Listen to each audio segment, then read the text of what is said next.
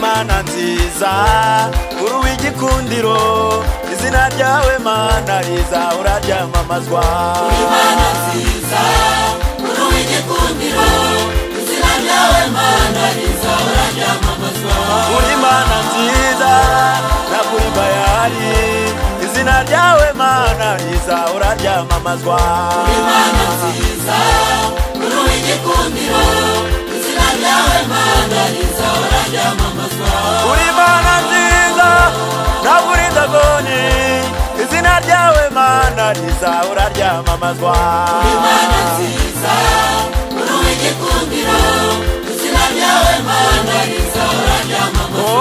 Mana nziza uru w'igikundiro izina ryawe Mana riza uraryamamazwa. Mana nziza uru w'igikundiro izina ryawe Mana riza uraryamamazwa. Nakuri dagoni nakura shitaroti izina ryawe Mana riza uraryamamazwa.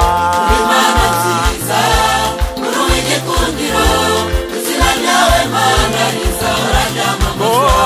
Mana nziza witwa ushobora byose izina ryawe Mana riza uraryamamazwa. Mana nziza uru w'igikundiro izina ryawe Mana riza uraryamamazwa.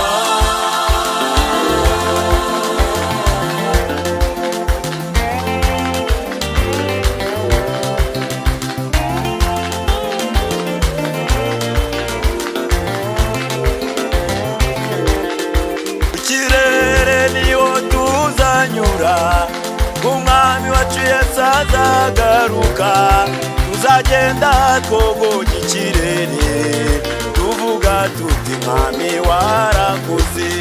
Mu kirere niho tuzanyura kuko Umwami wacu Yesu azagaruka tuzagenda twogoje ikirere tuvuga tuti Mwami warakoze. Abasinziriye uwo munsi bazazuka ubwo Umwami wacu azahagarara ku bicu tuzagenda twogoje ikirere tuvuga tuti Mwami warakoze. Mu kirere niho tuzanyura kuko Umwami wacu Yesu azagaruka tuzagenda twogoje ikirere tuvuga tuti Mwami warakoze. Abasinziriye uwo munsi bazazuka ubwo Umwami wacu azahagarara ku bicu tuzagenda twogoje ikirere tuvuga tuti Mwami warakoze.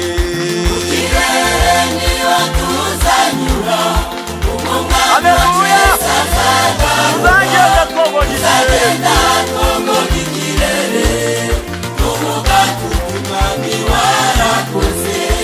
Mu kirere niho tuzanyura ubwo Umwami